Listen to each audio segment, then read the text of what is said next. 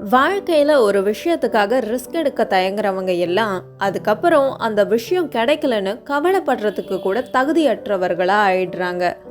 ஒரு வயல்ல 2 கடலை விதைகள் பக்கத்து பக்கத்துல விதைக்கப்பட்டு இருந்துச்சு.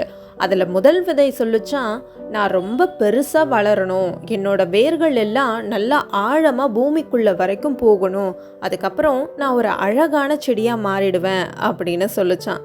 சொன்ன மாதிரியே அது நல்லா வளரவும் செஞ்சது. அதை கேட்ட 2வது விதை ரொம்பவே தயங்குச்சு.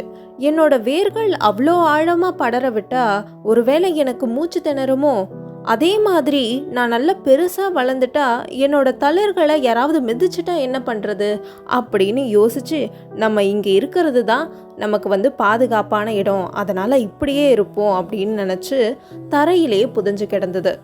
கொஞ்ச நாட்கள் கழிச்சு ஒரு சின்ன பறவை பசியால அந்த முதல் விதையை தோண்டி எடுக்க பார்த்துச்சு. ஆனா அந்த விதை நல்லா வளர்ந்திருந்ததால அந்த பறவையால அதை எடுக்க முடியல. அதனால பக்கத்துல இருந்த விதையை தோண்டி எடுத்தது.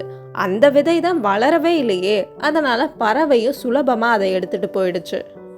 அதனால ரிஸ்க் எடுக்கிறது அப்படிங்கிறது ஒரு நிச்சயமற்ற விஷயமா இருக்கலாம். ஆனா பயத்தினால ஒரு விஷயத்த செய்யாம இருக்கிறது கண்டிப்பா ஒரு நல்ல எதிர்காலத்தை கொடுக்காது.